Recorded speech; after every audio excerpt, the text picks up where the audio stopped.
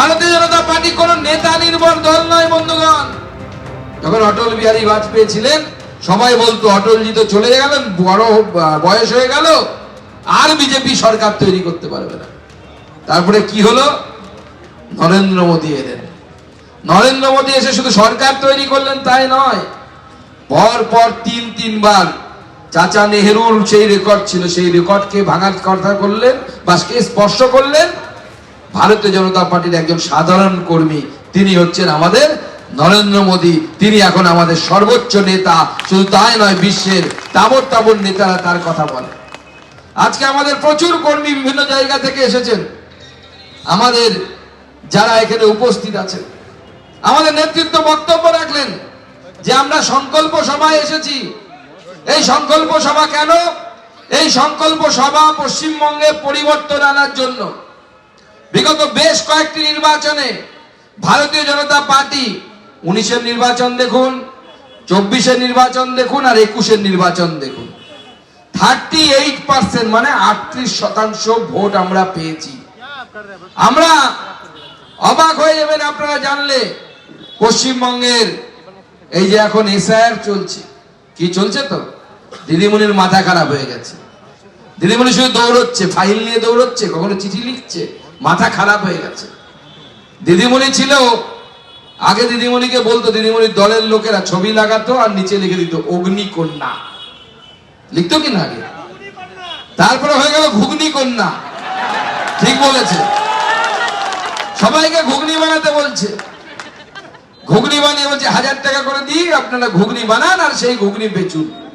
আমরা ভারতীয় জনতা পার্টি একটাই কথা বলছি, 1000 টাকা দিয়ে যদি ঘুগনি তৈরি করে বেচে বড়লোক হওয়া যায়, যদি সংসার চালানো যায়, যদি বাচ্চার মুখে দুটো ভাত দেয়া যায়, তাহলে আপনার ভাইপো কেন ঘুগনি বেচে না? সবার আগে এটা ঠিক করে বলতে হবে।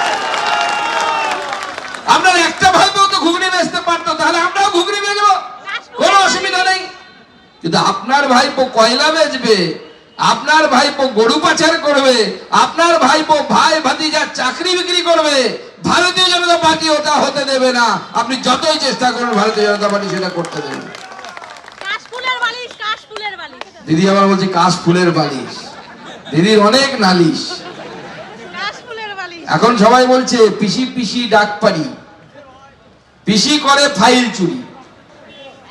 পিসি পিসি ডাক পারি, পিসি করে ফাইল চুরি। আয় রে পিসি ফিরে আয়, মানুষ তোকে দিবে বিদায়। পিসি এবার বিদায় পাবে, চিন্তা নেই। সেটা পিসির মাথা খারাপ হয়ে গেছে। এসআইআর হচ্ছে কেন মাথা খারাপ হয়ে যায় জানেন? 109টা বিধানসভা। কটা?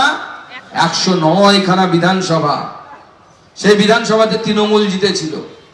কোনটাতে 5000 ভোটে জিতেছে, কোনটাতে 10,000 ভোটে জিতেছে, কোনটাতে 700 800। আপনাদের জলপাইগুড়ি 900-তে না, 900 ভোটে।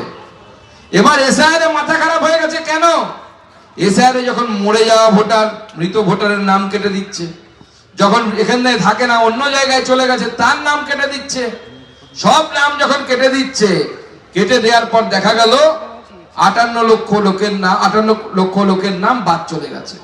এই 109টা সিটে দেখা যাচ্ছে যে তৃণমূল যদি 5000 ভোটে জিতে থাকে, 5000-এর বেশি লোকের নাম কাটা চলে গেছে।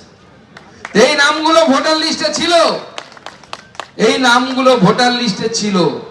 ছাপ্পা কে মারতো? বিজেপি কি ছাপ্পা মারতো? বিজেপি ছাপ্পা মারে? টিএমসি ছাপ্পা মারে।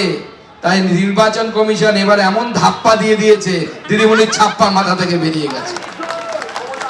তাই দিদিমণি পাগল হয়ে গেছে। এটা ভারতবর্ষে কোনো দেখেনি। আমরা দেখলাম মুখ্যমন্ত্রী আমাদেরকে অনেক কিছু দেখিয়েছে। আমরা প্রথম দেখেছিলাম মুখ্যমন্ত্রী আর রাজ্যপালের নাচ। মনে আছে? KKR একবার চ্যাম্পিয়ন হয়েছিল, মুখ্যমন্ত্রী হাত ধরে রাজ্যপালের সাথে নেচেছিলেন, সেটাও আমরা দেখেছিলাম। মুখ্যমন্ত্রী আমাদেরকে দেখালেন নতুন দেবতা। আমরা মা কালী দুর্গা সব জানি, উনি বলেন বিষ্ণু মাতা। আমরা কোনো শুনিনি এরকম ঠাকুরের নাম। আপনারা শুনেছেন কিনা আমার জানা নেই, আমি তো বাপের জন্মে শুনিনি। আপনারা শুনেছেন তো? বিষ্ণু মাতার পাঁচালি চলছে এখন পাড়ায় পাড়ায়, পাঁচালি শোনাচ্ছে। তো পাঁচালি শোনাক, পাঁচালি দেখবেন জনতা পাচন বানিয়ে তৃণমূলকে পাল্টা খাইয়ে দিয়েছে। পাচন খেয়ে তৃণমূল এখান থেকে চলে যাবে। এবিপি আনন্দ, এগিয়ে থাকে, এগিয়ে রাখে।